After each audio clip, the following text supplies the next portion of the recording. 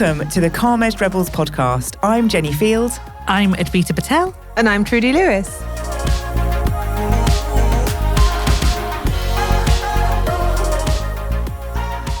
In today's episode, I wanted us to chat about personality types because one of the main questions, actually maybe not the main question, but one of the questions, not the main question, but one of the questions people often ask is, how do I work with people that I don't like? Or how do I work with people who I think are narcissists or psychopaths or idiots, basically? Mm-hmm. And it all started for me in terms of thinking about different personality types when I went to your comms reboot, Jenny. Mm-hmm. And in one of the sessions, we were talking about uncomfortable relationships in organizations and how it can be hindrance to progress. And one of the people in the room said, but I just don't know how to work with people who don't think the way I think. And when I work with people who I don't agree with, I really struggle to articulate how I should work with them because I just get annoyed and frustrated and automatically go down the route of they're idiots. Mm-hmm. Like, this is why, and then really got me thinking. And then we had a few more discussions about certain departments, which I'm not going to name, who can be very driven by very toxic personality types, which then got me thinking about a guy called Thomas Erikson, who's written a book called Surrounded by Idiots. And he's speaking at my Inner Rebel conference, by the way. He is. Little plug. Link in the show notes. Link in the show notes, 14th of June, Manchester. Anyway. But Thomas Erikson's book, he's written a book called Surrounded by Idiots. And he uses 4 personality types, DISC, the colours. So many people know about the colours, red, yellow, green and blue.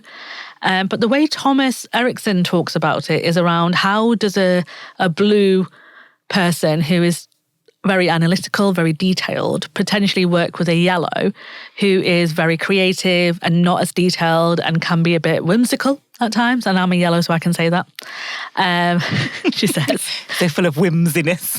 Full of whimsiness. But, they can be like, they don't necessarily think, I should say as a yellow, we don't necessarily think about the detail in order to get that task done. We just see the creative side of that task. Whereas a blue person, and I hate, the other thing about this as well, which I want us to talk about today, is labels. Mm-hmm. Because we've spoken about labels before in previous episodes, several of them, and I'm not the biggest fan of them. So I was a little bit surprised. I know we had a debate about some of the terminology that Thomas Erikson uses in his book, which really made me reflect about my own bias about some of the stuff that I think about, but also about how I make assumptions about other people's personality as well and how I thought I should work with them, but that book really revolutionized the way I should work with them. And I wanted us to kind of have a discussion, because it comes up in our coaching retreat frequently as well, about managers or leaders of the people in the room who are, as sometimes as described, not in our words, but described by others as toxic, as difficult, as challenging and not supportive. And we often have this conversation in our retreat on how to manage them and how to work with them. And it's not about loving every single human being that you work with. That's just impossible. But it is about how do we work better in terms of going towards the outcome that we all need to achieve. Whether that's a personal outcome in ourselves or whether it's a wider outcome in terms of the organisations that we work in or some of the roles that we play in these organisations. So I just wanted to have a discussion about the different personalities that we have worked with and what we found works in terms of working with them. And also what should people do if they are struggling in working with somebody or a room full of people who are challenging in terms of behaviours, or if the culture in that place, organisation or even personal is different. So I'm going to throw it out there. So I'm going to go to Trudy. And so Trude, can you tell me? For you. It's you. So has there been a time in your personal and professional life where you had to work with characters who you're just like, oh my goodness, this is just draining every bit of energy? All the time. Right now, actually. Yeah. This episode is really difficult. Thankfully, not you two. Yeah, I have. I mean, in work, it's, and as you can know, I think it's very interesting because I started working very young. And when I say started working very young, for some, especially in the UK, they would say, oh, that's not really very young. So I started at 18, but I was an 18-year-old in a very senior position very quickly, which meant that I had to very quickly learn how to interact with people of all different spheres, many of whom were not very nice, some critical, some obviously looking at the youth of the person and treating them a certain way. So I do think I had to work with difficult people there. And then when I came to the UK, having worked in Jamaica, it's then being exposed to a whole different personality of people, which over time I've learnt and I've understood how people are in the UK and opposed to the Caribbean. Caribbean tends to be very traditional. They still say Mr. and Miss, and that type of thing. When I started university over here, I think I said to a professor, Mr., and he said to me, please don't call me that. You make me feel so old. And I was like, but that's what I'm supposed to call you. But in terms of people thinking differently from me, I've relatively been quite open to dealing with the fact that they're difficult. But on that, are they, so this is what's really interesting about personality types. Are they difficult to you or are they difficult in general? Because it's a perception that we have about individuals, right? Yeah. Are we thinking that they're difficult because they don't agree with us and they don't align with how we want to work? Or are they genuinely trying to stop progress from happening in terms of stuff going on? I think in their mind, they wouldn't think that they're trying to stop progress. I think some people are just difficult. It can be just hard work, and a lot of it, we look at it and we say, well, it's a negative because it's impacting you as the individual. Yeah. But then from their perspective, it's not, because that's who they are. And a lot of the times they're staying true to who they are in whatever they're doing. But it just grates against the status quo, what we all expect, or even how we think or our own values. So it's a little bit of both, I think. I've dealt with people who just generally are just hard to work with because of their general view of things. And then I've also dealt with people who are hard to work with because they 100% disagree with me all the time. And I'm a mixture of yellow and others. And what happens with me is I don't like the pushback. I don't like this constant back and forth if somebody doesn't like something. So my reaction is to back off and I won't pursue it. I'll probably take on the job myself and do it myself rather than having somebody challenge it all the time. So it's one of those, for me, quite difficult, looking at difficult people sometimes and saying, okay, what's going on for them? And I've always done that because I've worked in the creative arena where creative people are all over the place where this is concerned and can be quite difficult. And, again, never intentionally, it's just how they are. They're just different, how they look at things, how they behave. They're not necessarily going to be looking at things the way I look at. I'm very organized, or think I am. And they will think of things very differently from me. And I remember working in live events and had to work with very creative people. And during that time, again, you had to learn how to manage them. I worked in hotel, and when you work in hotel, especially from a management level, you are dealing with an incredible amount of different personalities. So I think I'm probably more tolerant than I would. Than most. Well, yeah, I've always been more tolerant because I always try to look at it from, okay, that's how I think, but that's not necessarily how they think. And how can I get the best out of them? So I'm always trying to get people to work, but then there comes a point where if it's too hard, I would just go off and get on with it myself. What about you, Jenny? Well, I think I'm a joy, you see, which is part of the problem. How can people not like how you? could that you not? think that you're a joy or that you are a joy? I am a joy. Fact, I'm a joy. So I'm quite aware of my positive and negative traits. And I'm a red on the colours. But I have worked with people of all sorts of different degrees. And I do, and a red person generally is probably the most vocal about, God, I'm just surrounded by idiots, because of that frustration of being very task orientated, being less interested in the niceties around things and just wants to get things done. And that can be very frustrating when you have people that want to sort of go back over things and talk about things and, you know, get into the detail, whereas you're like, let's just get it done. What's interesting in the work that I do, and I think because I spend a lot of time helping organisations be less chaotic and helping them get to calm through better communication, behaviours, culture, we're often looking at different individuals and different behaviours in organisations. And I'm thinking back to people where we've worked with them to diagnose the root cause of inefficiencies in the organisation. And sometimes there are individuals involved in that, which sometimes is uncomfortable, you know, because it was interesting listening to you both talking then around people that are difficult, and you were sort of challenging that around, are they difficult to you or are they difficult? And I always say to people, are they impacting the ability for the organisation to do what it needs to do? Are they impacting people's ability to do the job? If they are, then we have to probably remove them, or at least coach them or try and fix remove something. them. I mean, I'm straight in I with would the say, remove. now I would say coach. Yeah, some people are past that point. Yeah. Oh, fair enough. And because also it's not what they don't want to be there either. Like and it's getting underneath some of those things that people are often deliberately and intentionally difficult because they don't want to be somewhere.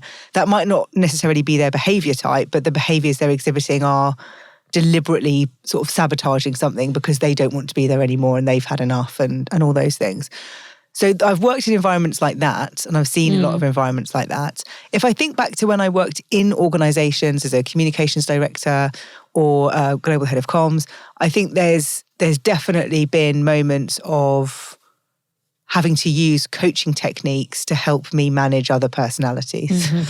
So when being very task orientated, when people would say things like, you know, I really want you to come to this meeting, I would start to ask questions about, okay, what's the outcome you're looking for from me being there? Like, how am I helping? And they'd say, oh, I just really love it when you're there because we can have, you know, it's just really nice. And, you know, that's a real yellowy thing to do. I just like having everyone together and it's just really nice. And I'm like, I haven't got time for this. I've got other stuff I need to do. So I used to have, and I still do use various phrases that will help me ask questions in a way that is kind and in a way that is respectful of trying to understand where they're coming from, but knowing that probably there is no reason for that, or I don't need to be there, or something like that. So trying to help us get to the outcome that we're both comfortable with, but in a way that feels less like me saying, I'm just not going to do that. Yeah. I think that's a really valid point in terms of asking the right questions to understand their motives behind that request or behind what we may believe is an idiot request or idiotic request. And I am very much about there's a reason why people are difficult. Whether it is because they don't want to be there anymore, so they're being a hindrance, or whether it is because they struggle to belong in that space, because all the work I've done around inclusive cultures often demonstrates the reason people behave the way they behave is because something has happened in their workplace that has made them put up the defense mechanisms and be difficult. Because when they are difficult, people pay attention. So whether it's a good attention or bad attention, they pay attention. Or they're difficult, they're challenging, whatever. And I don't think there's anything wrong with challenge. And positive challenge. I think, to your point, you have to be able to understand, are they a hindrance for progression, or are they genuinely challenging because they want to see change happen in a different way? Yeah. And that is where our understanding needs to come in. So when in our coaching retreat, we'll often hear individuals who'll say, my manager isn't very supportive, or my leaders are not very supportive of my progression, so I feel like I need to exit the organisation, I need to find a new job. My kind of question back is, what evidence have you got to demonstrate that? Yeah. And is it their assumption about you because you have demonstrated certain behaviours that makes them think that about you? Or is it because they genuinely are just not very nice people? And we do have colleagues and people that we work and live with and whatever who are just not very considerate at times and can be a little bit selfish. And it's about understanding that, which is why when Thomas is my mate Thomas, Mr. Erikson, when I read his book, and we haven't really described each type, have we? So I think it might be useful for those who are not aware of the colours. And it is a very popular framework, to be honest with you, and it's quite, you would have probably done it in some organisations that you worked in, but red is when somebody is quite action orientated and can feel frustrated when actions are not happening quick enough and are not necessarily interested in the detail behind that, but they do like logic and order. They do, and they don't have a huge interest in relationships. Yeah. I mean, I'm really selling myself. So I feel like I need to clarify red on behalf of reds. I always use the example of, because we're task orientated, I would send an email to you saying, "Hi Advita, have you done that piece of work? Yeah. And if you have, can you send it to me by Friday?" I wouldn't say, "Hi Advita, I hope you had a really good weekend. Oh, it was really chilly." And no. But I've learned to do that. So I will write the email asking for the help, and then I'll go back in and add "oh, it was really chilly," because I know that that's the right thing to do. And that's what I mean by minimal interest in relationships. It's not that and I'm talking about my own experience, like, I'm very happy to have the chit chat, but I want to get on with the task to get cracking. And I think it's a right thing to do with certain personalities. Yes. Because there will be other people who are not bothered about the general chit chat about the weather. And there will be those people like, "Gosh, you're so rude." Like, I have a huge problem with people that don't put like hi or dear or how you doing. You know, if they just go straight into Advita, where is this? I like, that is a big thing for me. But I don't mind if we're having regular conversations, then it's just like a quick, like a bit like a WhatsApp chit chat, then it's okay. Yeah. Yes, so sorry, that was red. I just felt like when I said minimal interest in relationships, given the work that we do, I was like, let me just clarify. No. I love people, really. No, and you do. And this is the really important part about, and this is the thing about labels as well, which I do want to clarify, is that this isn't a be all and end all of who you are. And this is a dependent on the circumstances and environments that you're in, which is why I am not a fan of labels, but I think they can definitely help us direct conversation in the right way so we can influence better. And there will be moments in your environments where you have to be a red to get things done. And sometimes if you've got too many other colours in there, you may need to step up into that space. And that's okay. And I think that's really important for us to say that. It's not the be all and end all. And I just want to be very clear. Otherwise, you'll just be like, "Oh my God, I'm a red." And this has happened in organisations where we've done the colours and we put bricks on our tables and people will say, "Oh, but they're a red. So just approach them carefully." Or they're a blue. You don't even refer to them by name. It's just colours. And that you get so hung up on the personality type. And I think you just have to be so careful. You have to be careful because, again, that can be quite triggering for individuals. It can be quite upsetting for individuals, especially if they're, we've all done these tests where somebody says, "Well, I did the test and I came out and that's not who I am." And so if people are struggling with identifying with the type that the tests tell them, labeling them, it's probably the worst thing you can do. And that's what sometimes blues. Yes. Yeah. Explain the blue. I shall stop. You should explain all the colours. Otherwise, that's going to be the whole episode, is explaining the colours. So a yellow, and I'm a yellow, are often people who are very creative in what they do. They have multitude of ideas, always kind of got ideas. And then they kind of go halfway through and then kind of move on because they get bored very quickly. And that is 100%, I can be like that. So like Jenny, I've had to really channel my yellow in a positive way in terms of working through and upping my red. So I'm a yellow red because you can cross over. So I will have to sometimes in tasks put in the actions and do the plans and force myself to do that. The greens are, and according to Thomas Erikson's book, greens is the most popular colour. They are empathetic. They are followers rather than leaders at times. They get things done. So if you want things done, go to a person who is a very dominant green because they will. They will, but they have to be told. Yeah. So that they have to follow instructions. Yeah. So if you want if you are a red or a yellow, whatever, the green will deliver. Yeah. If you tell them what you need them to do. A blue, just one more thing about green, which I think is really important, is that you're right, it's the most dominant colour. Yeah. But they don't like change. No. So they don't like change and conflict. They like us very stable, very steady, which I think is interesting when you think about society, the world change, all those kind of things, and that most people are green. Yeah. I'll stop. And I do think it's in the favour of many people to have lots of greens. Yes. Because you need people who will need doers, don't you? You just need doers. You need people to crack on and do it. And if everybody wanted to be like a leader and make loads of creative ideas, nothing will really happen, to be honest. And then a blue is someone who is quite analytical, theory-based, will want to know the evidence behind things, likes the detail. Not necessarily, it's not a bad thing at all, but it can cause things to slow down because they need to know exactly why. They can be colder, in terms, like a bit like a red who's not really interested in building relationships. Small talk is their worst nightmare. Like you cannot do small talk with people who are dominant blue characteristics because that will just make them feel very uncomfortable. But you can take time to warm up with them and build that relationship.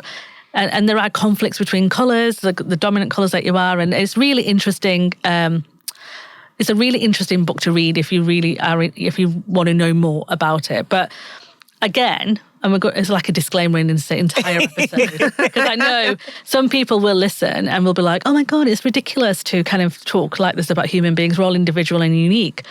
Yes, I agree, we are, but it's really helpful to know the groups of personalities that we are, and we're not as unique as you actually think that we are, which is just another topic in itself.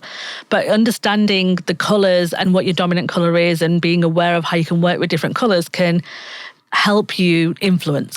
And it can help you in so many different parts of your life. Like if I think about the fact that I know that I'm red, I've known that for a very long time in my career, and I've worked on that a lot. So sometimes people can be surprised. I remember when it first came out, Advita, you said to me, "I'm surprised that you're so red because there's so much kindness and warmth." And I'm like, yeah, but that's often when you get to know me and when you're with me in person, that really comes much further forward. But it's helped me design my team in a way that I know where my strengths are and I know where my gaps are. So it's why when we have a collective team of experts working on things, I'll bring people in to offset my redness. So Trudy, it's like when we worked together, and I often bring Trudy in because you are, you're calmer, you're much more green than I am. So working with you, with boards and groups and different people, we really complement each other in the room, and that's important for me, that people have that sort of experience and that you have that different thinking. If I was just surrounded by other reds because we'll get stuff done, I know we'll crack on, that's not helpful because we will miss some human element, we'll miss that ability to stop, pause, reflect, kindness. And I think that's where, like you, I don't like the labels. I don't like introverts and extroverts as labels either, because I think we hold on to them and they become so defining. Yeah. But it's helpful if you're looking at your team, you're looking at your partner in life, and maybe what colour they might be and how you compromise and adapt and do things that they need to help them feel safe and secure, because they need something different to you. Yeah. And I think that's this for me has been helpful in every aspect of my life to just help me think, oh, that makes a bit more sense. And I know I need to, not be quite so bossy over there. Yeah. But I think it's that's really good that you say all of that, because it's about you self-reflecting how it's helped you. But generally, I also think what it does and why it's important to look at it, even though I too do not like the whole labels thing. I think it's really wrong and it's not helpful. But what it will do for individuals is it takes away the assumptions that we make about how people are treating us or how people are talking to us and interacting with us. It helps us when we have to create a perception about the people that we're interacting with. A lot of the times we make broad assumptions about why somebody has behaved the way that they have behaved towards us. And so we then say, well, the reason why they did this was because of this, when they haven't interacted with the person. They don't understand what the person is all about. They haven't spoken to the person, yet still they've made all these wide assumptions as to why the experience is the way that it is. And so it's really important, I think, to understand a little bit about how people work and how people are and how people think, so that you can just get rid of these assumptions. It's one of the things that when I'm coaching, I actually try and break down, because I talk a lot about communicating in my coaching. And when you're interacting with people, a lot of the times you are making huge assumptions about how they are and why they are behaving the way they are. So why am I experiencing it this way? And the thing that's missing is that they haven't communicated with the person. They haven't gotten in touch with why the person is the way that they are.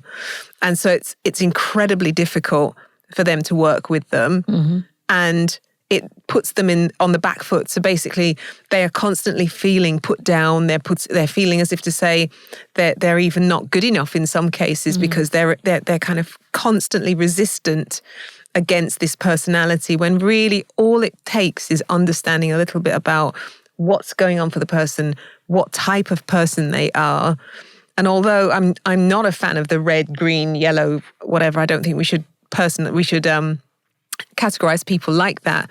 I do understand that the reading behind it, the theory behind it is absolutely sound. It's exactly what we should be doing, is looking at, well, why is a red the way they are? Why is a yellow the way? And how's the best way for me to, and I think that's what the book does, how's the best way for me to work with or help the yellow, better with them. And help that yellow or green person be the best that they can be in that particular situation. Mm-hmm.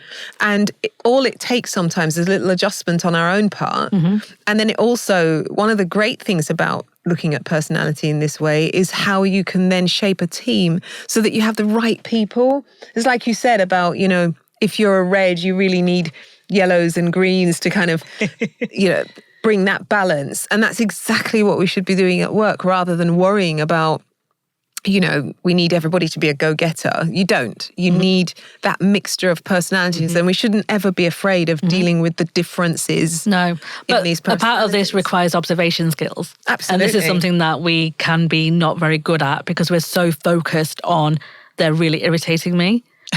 Like, they're really bothering me, they're really irritating me, and I'm really frustrated by what they're sharing with me. And we don't really take that step back and observe their behavior to understand, what do I need to do to influence them in the right way, whether that's influencing sideways, influencing your team that you work with, or influencing upwards, or whatever, because that is your power. Yeah. Like, once you can understand why that person may behave that way and what their frustration is, you can adapt and communicate with them in a style that works for you both. And I do this a lot with like I said before, I am a yellow, and detail can be a bit irritating for me. So somebody keeps saying, but why, but show me this and show me that. And that was a big irritation. But now I understand that and the importance to that individual, and I will bring it in. And Jenny and I spoke about, a client that we work with together, and there is an individual who is very, detail orientated and has a bit of theory. And there was challenges when we first met and communicated.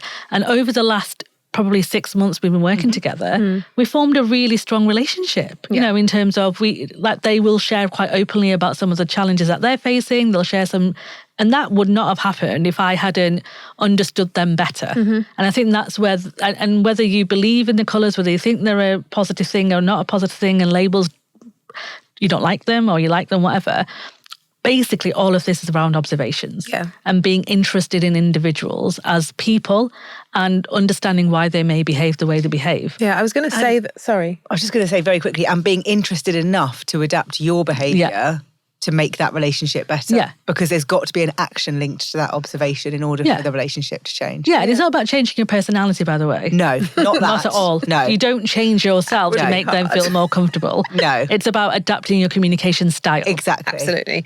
And also, I think, just from the same thing about observations, just developing those listening skills, because a lot of the times we just don't listen to people. So, or intently enough, we don't actively listen to people enough so that we understand where they're coming from and why they're saying some of the things that they're saying, or why they're being difficult about a particular topic, because it could be quite emotive to them. Remember, we also then behave based on our values, and sometimes their value, the values that they have, is actually dictating why they're behaving the way that they're behaving. But because we don't listen sometimes, we don't hear that, do we? We only hear, oh, they're just being obtrusive, they're just getting in the way. And really, it's hitting on a value that they have And so it's causing them to react in the same way that we might say, you know, for you, Advita, one of your values is unfairness. And when you see unfairness, you can't help but speak about that. Now, others would say, oh my gosh, why does Advita always have to speak about this particular thing? Why does Advita have to go over herself all the time? But because it's so emotive to you, it is part of your value set, you can do nothing else but speak. You have to speak. So irrespective of whether or not that grates against other people and people don't like it, that's not the point. The point is that it's important to you. But they have to respect you. And they have to understand that. And I say this every single time. I say, you don't need to like them, but they do need to respect you, and you need to respect them. And that is really important. Absolutely. You don't need to go on a weekend getaway. You don't have to go for But you don't have to be friends. You don't have to be friends. And we seem to have, this is why I hate that. And we're getting on to a slightly different topic, but I hate that question. Do you have a best friend at work? Oh yeah, none of us really like that. Because there's this whole pressure on us to make loads of friends at work. And it's great if you do have friendship circles at work. I'm not saying it isn't, but it's not the be all and end all. Not for everybody. Not for everybody. When I did the coaching session to set up my business, one of the things that they asked me was around what was important about being at work, or it was to do with kind of why do you go to work, all that sort of stuff. And unsurprising, being a red, my friendship bit was quite low. So that's when they said, you'll be fine working on your own because it's not a core value for you at being at work to make friends. You know, and I've always felt that. You know, I don't go to work to make friends. I have friends and I love them dearly. If I make friends along the way, that's lovely, but that's not my main thing. Whereas for some people it is. But it was quite helpful for me in terms of what that meant for my life and what I was doing and what I could do, because I didn't need to. I'd say the same. I mean, I have made some amazing friends through work.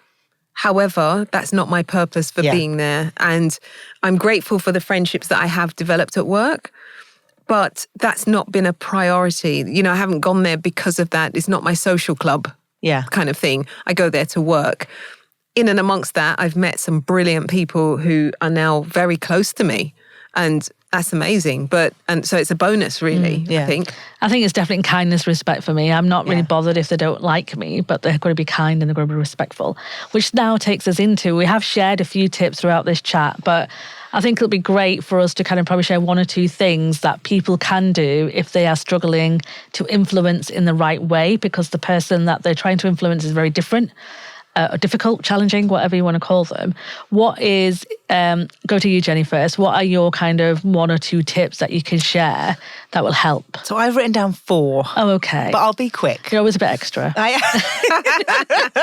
She's a red. She's a red. That's what it is. No, go on. No, that'd be great. I'll be quick. So the first one is not going into a conversation thinking that you have to win. So that's something I've read a lot about in terms of trying to bring people together who are poles apart, which is another book. We'll put the link to that in the show notes. But if you can go into a conversation, into a meeting, into a discussion to understand rather than to win, then that will really help you just change your framing for that conversation.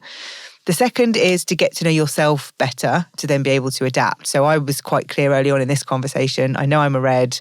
I know what I need to do to dial that up and down, and I know what will make the red really come out because I know myself. So taking the time to know yourself is important. And then the third one is sort of linked to that. So once you do know yourself or you do know others, then take action to do that. So when we've talked about these different colours in sort of change workshops and organisations, I always say knowing this is very helpful, but knowing it and not doing anything different is not helpful. So you have to actually think, oh, okay, well now I know that this individual likes detail. I know that I need to be prepared for that meeting because that will help me get what I need out of that meeting by ensuring that they are satisfied. And then the final one is just to be curious about other people. You know, you talked about observations being the key thing for this. That's such a big part of this. Be curious enough to want to understand someone else. And that's about your emotional intelligence. It's about being a human being. It's about wanting to improve your relationships.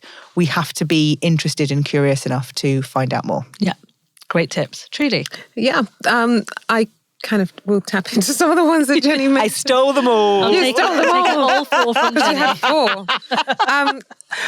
The main one for me, or one of the main ones, is to adapt a coaching style when you're dealing with individuals. And I know, a lot of the times they talk about that from a leadership perspective, but you can do it from any perspective. If you're a worker working upwards, a manager, you can adapt a coaching style. And all that means really is ask great questions and listen. So actively listen to what the person what the person is saying, who they are.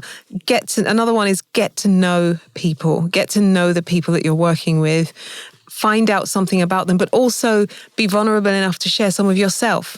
Because a lot of the times you can come across with a decision that you've made, or you can, say something and people think, instantly take an opinion about who you are just based off what you've said, until they understand why you've said it and why you've come with that particular approach. Mm-hmm. And so it's really important to, yes, get to know other people and ask them questions about themselves, but also be willing to share something about yourself, mm-hmm. so that people get to know you and why you operate the way that you operate. Because a lot of the times it's just unknown.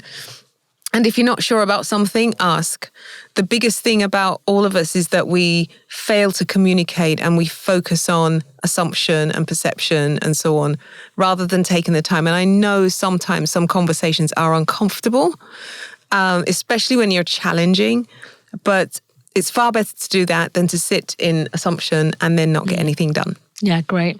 I think my favourite sentence when I do feel like I'm heading to conflict is, "That's really interesting. Would you be able to help me understand how you got to that way of thinking?" Yes. Because I don't really it's not clear for me. Yeah. So that is... I use that a lot. It's a very powerful question. Yeah. And instantly you're making them feel comfortable, because you're not accusing them and saying, "Oh, that's a really stupid idea, like what you're doing." Yeah. You kind of go, "That's really interesting. Would you just walk me through it? Because I'm just kind of struggling to understand how you got to mm-hmm. that solution." So that's a tip.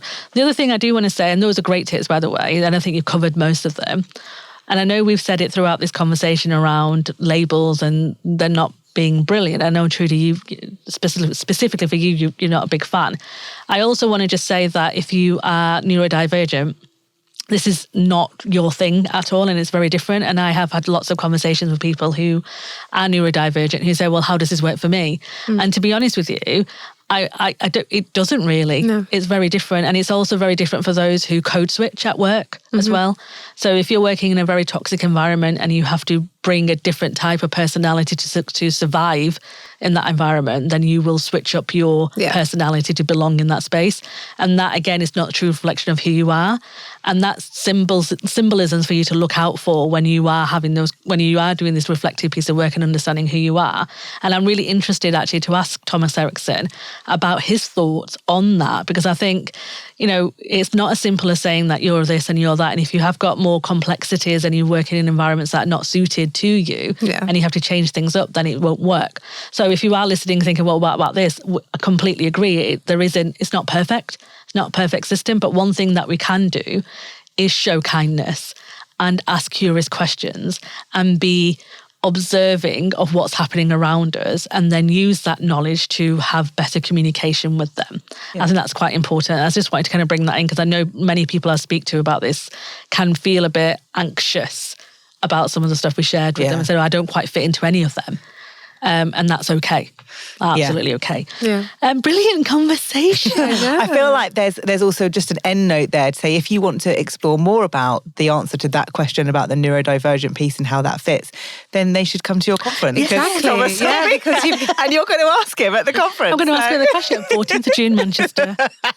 Tickets are on sale. We'll all be there. We'll all be there. We can't wait. Love a little plug.